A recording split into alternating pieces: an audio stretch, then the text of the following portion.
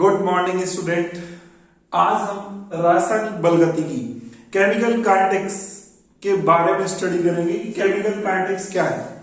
इसका मेरा ये लेक्चर नंबर 1 है और मैं पूरी केमिकल काइनेटिक्स रासायनिक बलगतिकी इसके बारे में आपसे डिस्कशन करूंगा। सारे लेक्चर्स जो नीट IIT 12th क्लास और मैं इवन कहूंगा BSc क्लासेस सबके लिए क्या होगा, इंपॉर्टेंट होगा। चलो बात करते हैं रासायनिक बलगतिकी। रासायनिक बलगतिकी को समझने से पहले, केमिकल काइनेटिक्स को समझने से पहले अपन को देखना पड़ेगा कि केमिकल रिएक्शन क्या है। तो सबसे पहले हम बात करें केमिकल रिएक्शन। केमिकल रिएक्शन, अगर मैं केमिकल रिएक्शन की बात करता हूं तो केमिकल रिएक्शन में क्या होता है? केमिकल रिएक्शन में यह होता है कि रिएक्टेंट जो होता है वो किस में चेंज होता है? रिएक्टेंट चेंज होता है प्रोडक्ट में। रिएक्टेंट प्रोडक्ट में चेंज होगा, ठीक है। अब रिएक्टेंट प्रोडक्ट में चेंज होगा। अगर रिएक्टेंट सिर्फ प्रोडक्ट में चेंज हो रहा है, प्रोडक्ट वापस रिएक्टेंट में चेंज नहीं हो रहा, तो इस टाइप की जो रिएक्शन है उन रिएक्शंस को क्या बोलेंगे? उनको बोलेंगे बच्चों इररिवर्सिबल रिएक्शन। क्या बोलेंगे इनको? इररिवर्सिबल रिएक्शन बोलेंगे इनको। तो इररिवर्सिबल रिएक्शन जो होती है वो क्या होती है? जो एक ही डायरेक्शन में चलती हैं, जिसमें रिएक्टेंट सिर्फ किस में चेंज होता है? प्रोडक्ट में चेंज होता है, प्रोडक्ट वापस रिएक्टेंट में चेंज नहीं होगा। तो इस टाइप की जो रिएक्शंस है उनको क्या बोलेंगे? Irreversible reactions. और ये जो इररिवर्सिबल रिएक्शंस हैं इसमें क्या क्या अपन स्टडी कर सकते हैं? तो मैं बोलूंगा कि इन इररिवर्सिबल रिएक्शन, इररिवर्सिबल जो रिएक्शंस हैं उसमें आप देखोगे सबसे पहली चीज ये देखोगे कि डेल्टा जी जो है वो क्या है। डेल्टा जी अगर नेगेटिव होगा तो इस केस में बोलेंगे कि रिएक्शन जो रहेगी वो स्पॉन्टेनियस होगी। अगर रिएक्शन स्पॉन्टेनियस होगी, स्पॉन्टेनियस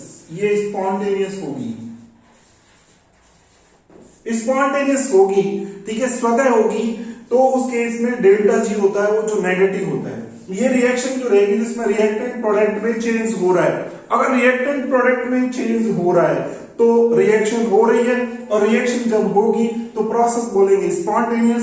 और अगर आपने प्रोसेस स्पॉन्टेनियस बोल दिया तो डेल्टा जी जो होगा वो क्या हो जाएगा? वो नेगेटिव हो जाएगा। तो स्पॉन्टेनियस प्रोसेस के लिए डेल्टा जी होता है वो क्या होता है? वो नेगेटिव हो जाता है। एक चीज। दूसरी जो चीज है, इररिवर्सिबल रिएक्शन में हम क्या क्या स्टडी कर सकते हैं? इररिवर्सिबल जो रिएक्शंस हैं उसमें रेट के बारे में स्टडी की जा सकती है। ये जो रिएक्शन है वो किस रेट से हो रही है, किस स्पीड से हो रही है। रेट बोलो या स्पीड बोलो, एक ही चीज है, ठीक है। दूसरा क्या स्टडी कर सकते हो आप? दूसरा आप ये स्टडी कर सकते हो रेट के अलावा कि इस रिएक्शन की मैकेनिज्म क्या है, इसकी मैकेनिज्म क्या है। तो मैकेनिज्म जो है उसके बारे में स्टडी करना, ठीक है। इस रिएक्शन की ऑर्डर क्या है? ऑर्डर के बारे में बात करेंगे, ऑर्डर के बारे में स्टडी करना, ठीक है। तो रिएक्शन जो रहेगी रिवर्सिबल रिएक्शन, उसकी रेट के बारे में स्टडी करना, उसकी स्पीड के बारे में स्टडी करना, ठीक है, उसकी मैकेनिज्म के बारे में स्टडी करना, ठीक है, उसकी ऑर्डर क्या होती है, ऑर्डर को पढ़ेंगे बाद में। इन सब के बारे में स्टडी करना, उसको ही क्या बोलते हैं हम? Chemical kinetics. तो पहला वर्ड आपने सीखा कि केमिकल काइनेटिक्स क्या है, ठीक है। तो केमिकल काइनेटिक्स को क्या बोलेंगे? इसको बोलेंगे स्टडी ऑफ क्या बोलोगे? रेट, ठीक है, या फिर क्या बोलोगे? मैकेनिज्म, या फिर क्या बोलोगे? ऑर्डर ऑफ रिएक्शन, ठीक है। इन चीजों के बारे में स्टडी करना इज कॉल्ड केमिकल काइनेटिक्स। इसी को ही क्या बोलेंगे? केमिकल काइनेटिक्स बोलेंगे, ठीक है। केमिकल काइनेटिक्स का मतलब आपको समझ में आ गया कि केमिकल काइनेटिक्स क्या होता है। एक चीज आपने सीखी। दूसरी देखो, रिएक्शन जो है, कोई भी रिएक्शन, उसकी रेट या स्पीड जो रहेगी वो 3 टाइप की हो सकती है। रेट जो है वो कितने टाइप की हो सकती है? रेट हो सकती है 3 टाइप की। कौन कौन सी रेट हो सकती है? एक हो सकती है फास्ट स्पीड या फास्ट रेट हो सकती है, ठीक है। तो फास्ट रेट, ठीक है, यह स्पीड है की बात है। एक हो सकती है मीडियम स्पीड, मीडियम रेट, ठीक है, या स्पीड बोल सकते हो। और एक इसके अलावा जो है आप बोल सकते हो स्लो स्पीड में रिएक्शन हो सकती है, स्लो स्पीड, ठीक है, ये आप बोल सकते हो स्लो स्पीड, या फिर क्या बोल सकते हो, रेट बोल सकते हो। अब फास्ट स्पीड कहां होगी, रिएक्शन, ऐसे रिएक्शन ढूंढनी है अपन को जहां पे रिएक्शन की जो रेट है वो बहुत फास्ट है, बहुत तेजी से हो रही है, रिएक्शन विद इन सेकंड के अंदर हो रही है। तो ऐसे रिएक्शन का एग्जांपल है, जैसे आप बोलो, देखो AgCl, AgNO3 प्लस में क्या ले लो, प्लस में ले लो NaCl, ठीक है, ये ले लो। तो इससे क्या होगा, इससे ये होगा कि आपका बन जाएगा AgCl बन जाएगा, और प्लस में क्या बन जाएगा, प्लस में NaNO3 ये बन जाएगा, ठीक है, ये दोनों बन जाएंगे, ये प्लस ये माइनस, ये प्लस ये माइनस, ठीक है, ये प्लस के साथ माइनस जुड़ जाएगा AgCl, और ये प्लस माइनस मिलकर NaNO3। ये जो रिएक्शंस है ये बहुत फास्ट होगी, क्योंकि ये आयनिक रिएक्शंस है। आयनिक रिएक्शंस जो रहती है उनकी स्पीड बहुत ज्यादा होती है। फिर है मीडियम स्पीड, इसका एग्जांपल देखो, इसका एग्जांपल है जैसे आप लोग, आपने लिया CH3, COO और CH3, इसकी रिएक्शन H2 के साथ करवा दी, ठीक है, तो क्या बनेगा, H2 के साथ जब इसकी रिएक्शन करवाएंगे तो देखो यहां पर क्या जुड़ जाएगा, यहां पर H और यहां पर क्या जुड़ेगा, OH, तो इससे बन जाएगा CH3COH और प्लस में CH3OH। ये जो रिएक्शन है वो किसकी प्रेजेंस में होती है, वो होती है एसिड की प्रेजेंस में। ये रिएक्शन एसिड की प्रेजेंस में होगी, ठीक है, एसिड की प्रेजेंस में। एसिड क्या है यहां पर, एसिड यहां पे कैटलिस्ट है, तो ये कैटलिस्ट का काम करेगा यहां पर एसिड, ठीक है, तो एसिड की प्रेजेंस में ये रिएक्शन हो रही है। और ये कैसी रिएक्शन होगी, ये होगी मीडियम स्पीड, ठीक है, मीडियम स्पीड होगी, इनकी स्पीड जो रहेगी वो मीडियम रहेगी, ना बहुत ज्यादा फास्ट और ना बहुत ज्यादा स्लो, ठीक है। फिर है slow speed reaction. Slow speed reaction का एग्जांपल क्या है, इसका एग्जांपल आप बोलोगे rusting of iron, rusting of iron, ये इसका एग्जांपल है। तो रस्टिंग ऑफ आयरन जो रहेगा, आयरन के रस्ट होने में बहुत ज्यादा टाइम लग जाता है। आयरन जो रहता है उसको रस्ट होने में एक दो महीने हो जाते हैं, ठीक है, तो अपन बोलेंगे कि बहुत स्लो स्पीड से रिएक्शन चल रही है, तो रिएक्शन की जो रेट है वो बहुत कम है, तो ये रस्टिंग ऑफ आयरन इसका एग्जांपल हो जाएगा। तो ये मैंने कुछ आपको बताया, एक जनरल मैंने आपको बताया। फटाफट क्यों रिवाइज करते हैं, क्या किया, देखो कोई केमिकल रिएक्शन उसमें क्या होता है, रिएक्टेंट किसमें चेंज होता है, प्रोडक्ट में चेंज होगा, तो रिएक्शन कैसी हो जाएगी, इरिवर्सिबल रिएक्शन हो जाएगी। दूसरी, इरिवर्सिबल रिएक्शन में डेल्टा जी जो है वो कैसा होगा, नेगेटिव। अगर ये नेगेटिव होगा तो प्रोसेस कैसा हो जाएगा, स्पॉन्टेनियस प्रोसेस हो जाएगा, स्पॉन्टेनियस प्रोसेस, ठीक है। नेक्स्ट बात करते हैं रिएक्शन जो रहेगी उसकी रेट के बारे में, उसकी स्टडी के बारे में, उसकी मैकेनिज्म के बारे में, उसके ऑर्डर के बारे में स्टडी करना ही केमिकल काइनेटिक्स है। और रेट जो है वो 3 टाइप की हो सकती हैं, जिसमें फास्ट रेट भी हो सकती है, जिसमें मीडियम रेट भी हो सकती है, जिसमें स्लो भी हो सकती है। तो इनके एग्जाम्पल मैंने आपके सामने लिखे। आई होप आपको ये समझ में आया होगा। अभी हमने सिर्फ ये देखा है कि केमिकल काइनेटिक्स क्या है, रेट क्या है, थोड़ा सा मैंने आपको आइडिया दिया। केमिकल काइनेटिक्स में क्या पढ़ते हैं वो चीज हमने देखी, ठीक है। नेक्स्ट हम देखेंगे इसके बाद कि रेट जो है, रेट वो एक्चुअली में 3 टाइप की तो ये ऐसे बन सकती है आपकी, ठीक है। रेट को डिफाइन कैसे करेंगे, उसकी डेफिनेशन क्या है वो बात करेंगे। चलो बात करते हैं उसके बारे में।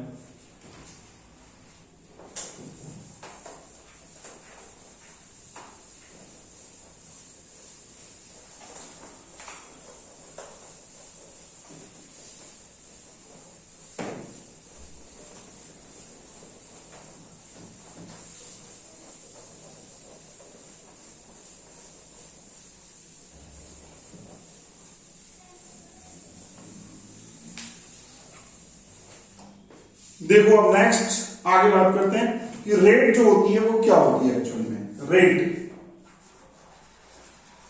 रेट को हम लिखते हैं change in concentration, change in concentration.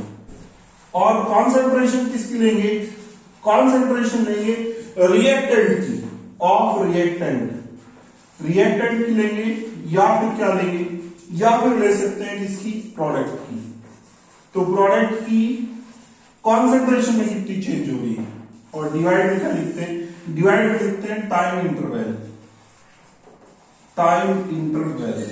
ठीक है, ये हम रेट को बोलते हैं। तो रेट क्या होती है, कॉन्सेंट्रेशन में चेंज, डिवाइड में क्या लिखते हैं, टाइम इंटरवल। ठीक है, जैसे एक एग्जांपल से समझते हैं, जैसे मान लो ये आपके सामने ग्राफ है, ये ग्राफ है, इस ग्राफ में क्या देख रहे हो, इस ग्राफ में हम बात करते हैं कि यहां पे इस साइड हम कॉन्सेंट्रेशन देख रहे हैं, इस साइड कॉन्सेंट्रेशन, इस साइड क्या ले रहे हैं, टाइम।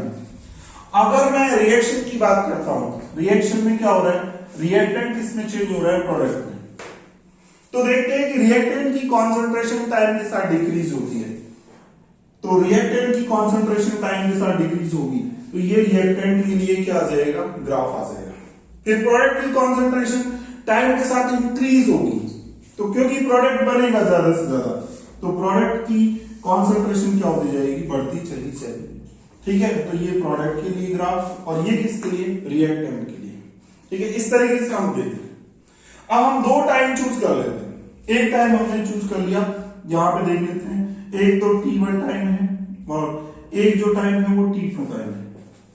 T1 टाइम और T2 टाइम, T1 टाइम पर रिएक्टेंट की कॉन्सेंट्रेशन चेक करेंगे तो कितनी आ रही है, ऐसे प्रोडक्ट T2 टाइम पर देखेंगे तो T1 टाइम पर कितनी आ रही है, वो आ रही है, ये रिएक्टेंट के लिए है तो ये आ जाएगा R1, ये रिएक्टेंट के लिए कॉन्सेंट्रेशन कितनी आ जाएगी, R1। ऐसे T2 टाइम पर चेक करोगे आप, तो T2 टाइम पर जब आप चेक करोगे तो कितनी कॉन्सेंट्रेशन आएगी, वो आ जाएगी R2।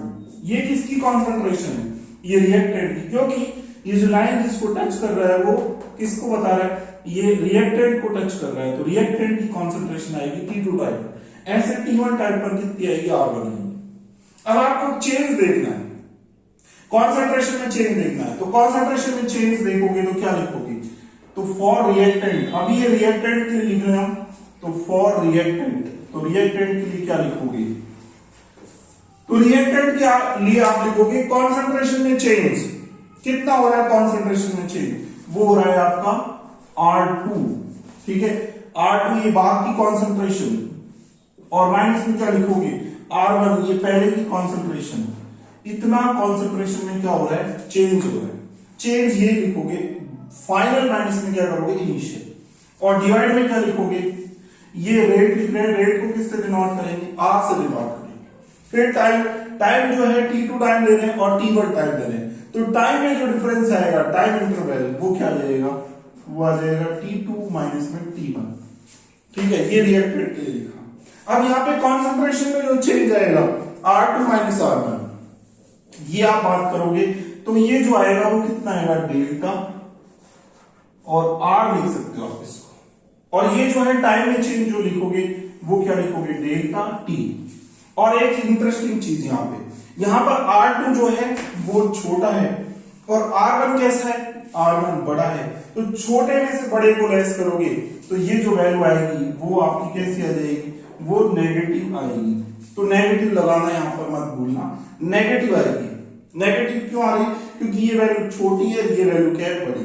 ये देखो ये छोटी है और ये क्या है, बड़ी, तो इसलिए आप लिखोगे यहां पर इक्वल्स, और तो ये रिएक्टेंट के लिए लिखिए रेट हमने, फॉर रिएक्टेंट। अब प्रोडक्ट के लिए क्या लिखोगे, तो प्रोडक्ट के लिए देखो, प्रोडक्ट के लिए T1 टाइम पर जो कॉन्सेंट्रेशन है वो क्या लिखोगे आप, फॉर प्रोडक्ट। तो प्रोडक्ट के लिए T1 टाइम पर जो कॉन्सेंट्रेशन है प्रोडक्ट के लिए वो T1 ले लेंगे, और T2 टाइम पर जो कॉन्सेंट्रेशन है वो क्या ले लेंगे, T2 ले लेंगे। ठीक है, तो T2 टाइम पर कितनी आ रही है, देखो ये चेक करो, ये T2 टाइम पर प्रोडक्ट की कॉन्सेंट्रेशन है, इसको यहां से मिला दो, तो मिलाने पर जहां काटेगा वो क्या जाएगा, P2। ठीक है, और यहां पर जो आएगा वो क्या आएगा, वो P1 आ जाएगा, यहां पर P1, ये P1 आ रहा है, और यहां पर क्या जाएगा, यहां पर P2 आएगा। इनका डिफरेंस देखना है हमको, तो इनका डिफरेंस कितना आएगा, तो R इज इक्वल टू क्या लिखोगे, फाइनल कितना P2, इनिशियल कितना P1, तो P2 माइनस में क्या करोगे, P2 माइनस में आप लिखोगे P1, ये लिखोगे, और डिवाइड में क्या लिखोगे, डिवाइड में आप लिखोगे टाइम कितना, टाइम तो लिखोगे फाइनल माइनस इनिशियल, तो क्या आएगा T2 माइनस में T1, ये आ जाएगा T2 माइनस T1। अब देखो T2 माइनस T1 जो आपने लिखा, ये लिखा, इस T2 माइनस T1 को आप क्या लिख सकते हो, इसको लिख सकते हो डेल्टा, और क्या लिखोगे P अपॉन, और T2 माइनस T1 को क्या लिखोगे, इसको लिखोगे डेल्टा T लिखोगे, ये आप लिख सकते हो। और ये जो वैल्यू आएगी वो आ जाएगी आपकी पॉजिटिव। देखो यहाँ पर T2 ये T2 बड़ा है, और T1 ये T1 है, ये छोटा है, तो बड़े में से छोटे को लेस करोगे तो ये जो वैल्यू आएगी वो पॉजिटिव आएगी, और ये जो वैल्यू आएगी वो क्या आएगी, नेगेटिव आएगी। तो प्रोडक्ट के लिए जो रेट आती है वो पॉजिटिव, और रिएक्टेंट के लिए जो रेट आती है वो नेगेटिव। ठीक है, ये आपको याद रखनी है, ये नेगेटिव आएगी। ये किसके लिए है, ये रिएक्टेंट के लिए, इसके लिए जो रेट आएगी वो नेगेटिव, और प्रोडक्ट के लिए जो रेट आएगी वो क्या आएगी, पॉजिटिव, ये आप बोलोगे। ठीक है, तो इस तरीके से आपने कोई जो रिएक्शंस है, ठीक है, जिसमें रिएक्टेंट प्रोडक्ट में चेंज हो रहा है, और रिएक्टेंट के लिए रेट कैसे लिखते हैं और प्रोडक्ट के लिए रेट कैसे लिखते हैं, वो हमने देखा। ठीक है, आई होप आपको ये समझ में आया होगा, और अगर आपको ये वीडियो पसंद आया तो आप ज्यादा से ज्यादा लाइक कीजिए, सब्सक्राइब कीजिए। Thank you so much.